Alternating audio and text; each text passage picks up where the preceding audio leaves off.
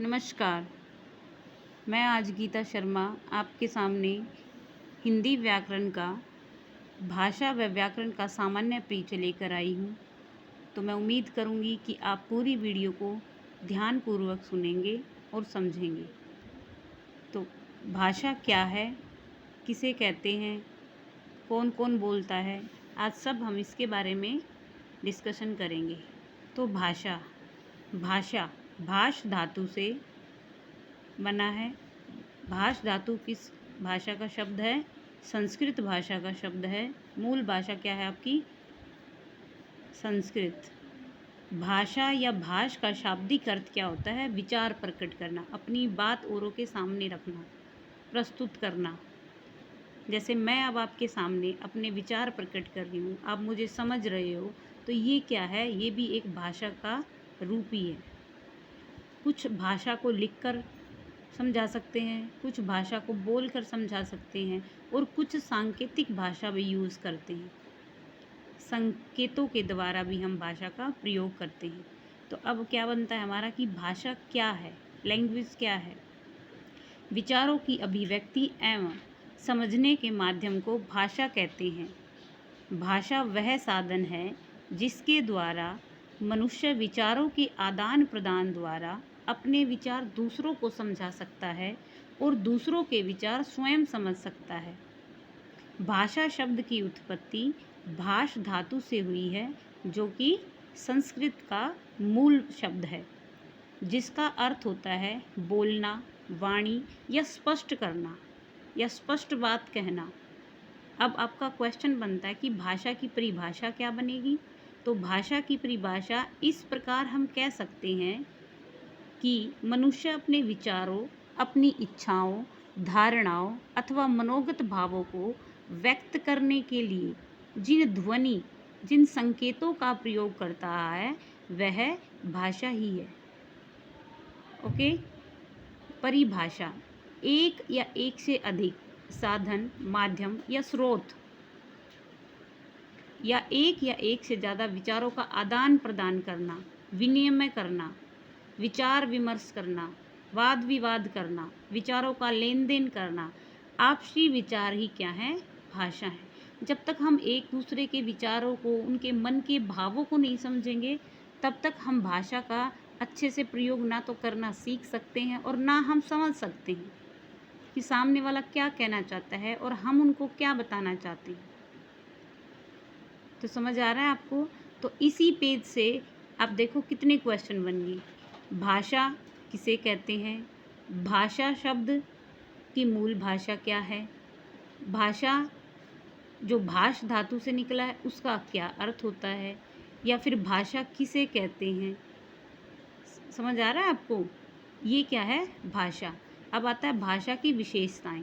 भाषा अर्जित संपत्ति है। भाषा कैसी संपत्ति है? अर्जित संपत्ति है। हम इसको सुन सकते हैं, समझ सकते हैं भाषा क्या है। जैसे भाषा को सीखने के लिए फिर मनोवैज्ञानिक दृष्टिकोण क्या क्या होना चाहिए आपका? आपके अंदर एक जिज्ञासा होनी चाहिए, क्यूरियोसिटी होनी चाहिए। अगर आपकी सीखने की इच्छा ही नहीं होगी तो आप कुछ नहीं सीख सकते। अगर मन में इच्छा ही नहीं होगी तो आप वो नहीं कर सकते। अनुकरण, पीछे पीछे दोहराना। जैसे अब मैं बोल रही हूँ तो आप अगर मेरे पीछे बोलोगे तो उसको क्या कहते हैं? नकल करना बोलते हैं ना। जैसे अभ्यास करना, बार बार प्रैक्टिस करना। भाषा का विकास क्रम भाषा कौशल का वर्गीकरण है। श्रवण सुनना, वाचन बोलना, पठन पढ़ना, लेखन लिखना। ठीक है। तो अब ये क्या है? हमारी 4 स्किल हैं, ये भाषा कौशल हैं। इनको अलग अलग हमने इसको डिस्ट्रीब्यूट किया है, डिवाइड किया है, LSRW। सबसे पहले हम क्या करते हैं? ध्यान से सुनना, एकाग्रता, बिल्कुल कंसंट्रेशन के साथ। दूसरा क्या होता है? बाल सभा, जैसे हम छोटी छोटी कविताएं सुनते हैं बच्चों से, वाद विवाद करते हैं, समाचार पत्र पढ़वाते हैं, या काव्य प्रतियोगिता, पोइट्री रेजिटेशन होती है। ऐसे पढ़ना, शुद्ध उच्चारण करना, बच्चों से रीडिंग कराना, ध्वनियों की सही पहचान कराना, क्या वहाँ पंचुएशन, कहाँ विराम चिन्ह लग रहे उनका सही से प्रयोग करना, उचित बल देना, कहाँ पे आपको टोन हाई करनी है, कहाँ पे लय करनी है, कभी कहाँ पर लो करनी है, आपने कौन सी लय के साथ गाना, ये सब क्या आता है? आपका पढ़ने में आता है। फिर आता है रिटर्न में, पत्र लिखना, अपने विचार लिखो जी आप। फिर निबंध, फिर व्याख्या और वर्णन करना भी ये क्या आपका लेखन है। अब आता है भाषा के कितने प्रकार होते हैं, तो भाषा के जी 3 प्रकार होते हैं, सरल भाषा, सरल से कठिन भाषा और फिर कठिन भाषा।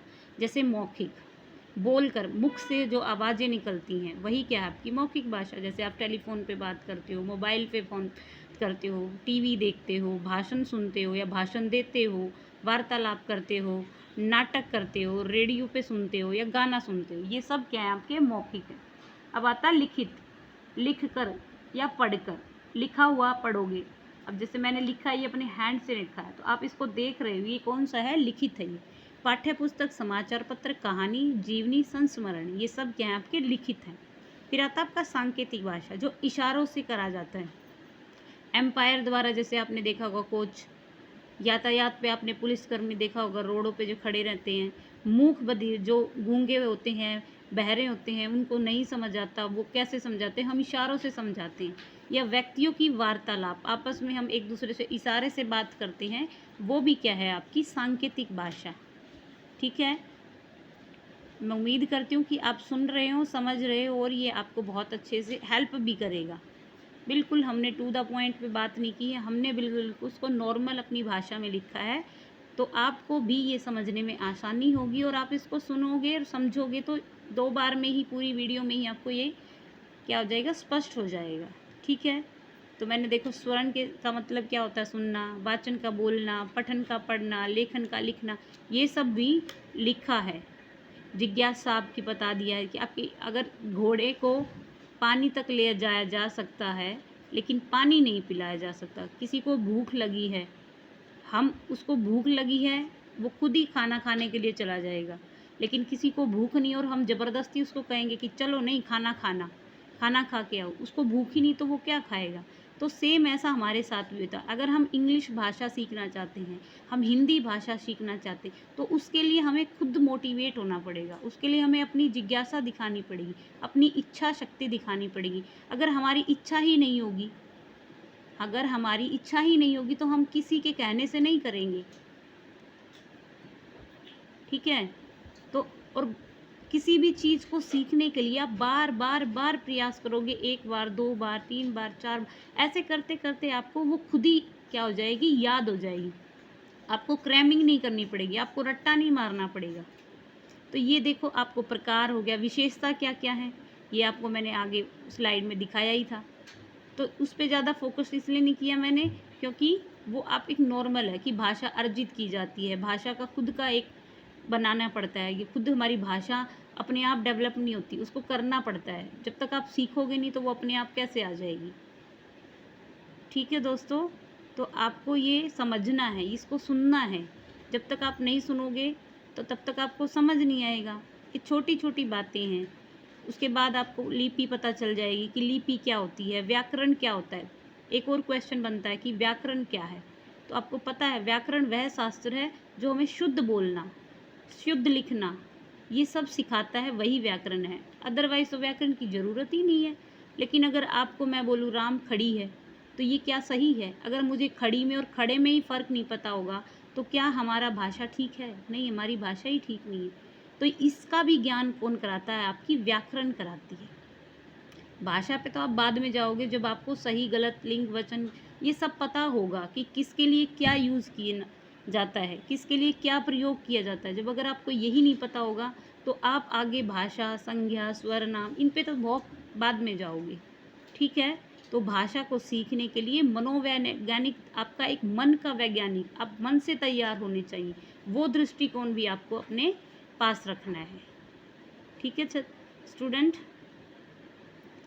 तो ओके, अब हम आगे चलेंगे, वो देखेंगे। पहले आप इस स्लाइड को उतारना चाहते हो, नोट करना चाहते हो तो आप कर सकते हो पॉज करके। अब आता है कि हिंदी ऐतिहासिक दृष्टिकोण क्या है, भौगोलिक इसका दृष्टिकोण क्या है, राजनीतिक संवैधानिक दृष्टिकोण क्या है। तो हिंदी आपको पता ही है कि संस्कृत जो मूल था इससे निकली है, मूल भाषा आपकी क्या है, संस्कृत है। भाषा परिवर्तनशील है, जैसे जैसे आप पढ़ते जाओगे आपके अंदर खुद ही देखोगे आप परिवर्तन आता जाएगा। आप पहले कुछ सीखते थे, आप खुद, अगर आज आपने लिखा है और आप 10 दिन के बाद उसको दोबारा पढ़ोगे तो आप देखोगे आप खुद ही उसमें से अपनी गलतियां निकालोगे कि देखो मैंने, क्योंकि अब हमने सीख लिया है। तो ऐतिहासिक दृष्टिकोण, क्या है, उसके बाद वैदिक संस्कृत क्या है, लौकिक संस्कृत क्या है। तो वेद उपनिषद जो हमारे पुराने समय में थे वो बहुत कठिन भाषा थी, वो आम आदमी नहीं बोल सकता था, लेकिन इसका फिर सरल भाषा में इसको बनाया लौकिक, मतलब लोगों की भाषा, आम बोलचाल में बोला जाता है, जो आम बोलचाल की भाषा। जो रामायण है, जो महाभारत है आपकी, ये पाली भाषा, बौद्ध धर्म में जो त्रिपिटक थे, फिर ये ऐसी थी कि लोगों में इस संस्कृत का उछाल था, लोग बोल भी सकते थे लेकिन इतना नहीं बोल सकते थे। फिर इसका पाली भाषा में वर्जन आया, फिर प्राकृत भाषा में कि जैन धर्म, कि अब हम खुद ही, मैं अगर संस्कृत मुझे आ रही है, यदि मुझे हिंदी आ रही है, अगर मैं खुद आपको बिल्कुल एज इट इज़ आपको पढ़ा के हट जाऊँ तो ज़रूरी नहीं कि वो आपको सारी बातें समझ आ जाए। तो हम इसको भी क्या करते हैं, अनुवाद करके दिखाते हैं कि ये भाषा ऐसे बोल सकते हैं। प्राकृत भाषा, धीरे धीरे शब्दों का रूप बिगड़ना शुरू हुआ, रामेश्वर तो से रामेश्वर बन गए। जैसे अब लैंग्वेज आप देखोगे कि हम कहते हैं कक्षा, उसे हम क्लास पे आ गए, कक्षा पे आ गए, हम उनका वर्जन तोड़ते तोड़ते उनको हमने अपभ्रंश भाषा में बना दिया, उनके रूप को बिगाड़ के हमने उसको क्या बोल दिया है, अपभ्रंश भाषा। अपभ्रंश भाषा से 100 सैनिक अपभ्रंश हुई, फिर हिंदी आई, मध्य देशीय भाषा, और मध्य भाग में कौन कौन सी बोली जाती हैं, इनका भौगोलिक दृष्टिकोण ये है, राजस्थान, हरियाणा, झारखंड, बिहार, उत्तर प्रदेश, यूपी, मध्य प्रदेश, एमपी बोलते जैसे, ये आपको शॉर्ट फॉर्म में दिया गया है। मध्य प्रदेश, हिमाचल प्रदेश एचपी, छत्तीसगढ़, दिल्ली, अंडमान निकोबार, ये क्या है आपके, ये आपका भौगोलिक चार्ट दिखाया है इसमें कि आप ये देखो ये वाली भाषा यहाँ यहाँ बोली जाती है। तो हर भाषा का भौगोलिक अलग होता है, उनका सांस्कृतिक भी बहुत अलग। हम अदर कंट्री से बहुत अच्छी हिंदी बोलते हैं, ये हमें पता है। अगर आप हमसे और भी अच्छे से सीखना चाह रहे हो तो आप देखोगे पहले हमारी भाषा बहुत कठिन थी। जो आपने वेद, अभी भी आज हमारे पास अगर वेद, ऋग्वेद है, रामायण महाभारत है, तो आज भी अगर हमारी ये जनरेशन है उसको पढ़ेगी तो वो उतने अच्छे से उसको नहीं समझ पाएगी, क्योंकि इनको वो मीनिंग ही नहीं समझ आएंगी। हम अगर आज हिंदी में बात कर रहे हैं तो ये हिंदी धीरे धीरे धीरे धीरे अपना और क्या करती जा रही है, अपना एरिया बढ़ाती जा रही है, शुद्धता की तरफ जा रही है। लेकिन अगर आप उसको रेगुलर रोज़ रोज़ नहीं पढ़ोगे, रोज़ रोज़ उसकी पता ही नहीं होगा, तो आप उस चीज़ पे नहीं फोकस कर पाओगे।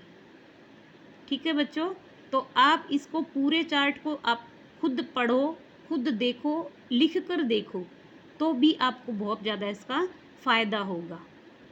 ठीक है, पाली भाषा क्या है, प्राकृत भाषा, आपके बौद्ध थे, जो जैनी थे, जो बौद्ध धर्म के लोग थे, वो पहले कैसी भाषा बोल, अब वो सिर्फ अगर अपनी ही भाषा में बात करते रहते, संस्कृत प्राकृत, तो लोगों को वो चीज़ ही नहीं समझ आ रही है। अब जैसे इंग्लिश, हमारे इंडिया में यही होता है कि हम English English English English to English बात करेंगे, बच्चों को उनकी ट्रांसलेशन नहीं समझाएंगे, उनको पता नहीं चलेगा, तो वो उससे पीछे हटते चले जाएंगे, क्योंकि वो उसको नेगलेक्ट कर दे, जब उनको मीनिंग ही नहीं समझ आ रहा, उनको समझ ही नहीं आ रहा है। तो सेम हमारा हिंदी के साथ भी यही हो रहा है। यदि हम हिंदी सीखना चाहते हैं, यदि हम हिंदी को पढ़ना चाहते हैं, तो हमने उसकी रीडिंग करनी पड़ेगी, उसको समझना पड़ेगा, ऐसे नहीं आएगी। कोई भी भाषा इतनी आसान नहीं है कि आपके बिना अभ्यास करे वो आपको ऐसे ही आ जाए। तो मैं उम्मीद करती हूँ कि आपको ये वीडियो, अगर आपने पूरी देखी है तो बहुत अच्छे से समझ आई होगी। आप लिख कर देखना, अपने नोट्स बना सकते हो। बिल्कुल आसान भाषा में मैंने इसको समझाने की कोशिश की है। फिर भी अगर कोई लगता है कि ये पॉइंट आपका नहीं हुआ है तो आप प्लीज़ कमेंट करना, और फिर हम आगे नेक्स्ट वीडियो में इसकी कोशिश करेंगे कि आपका डाउट क्लियर करें। तो thank you watching for my video.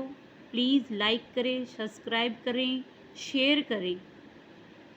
आप लोगों का सपोर्ट हमें और आगे ये मोटिवेट करता है, आगे और एडवांस करने के लिए या कुछ अच्छा करने के लिए।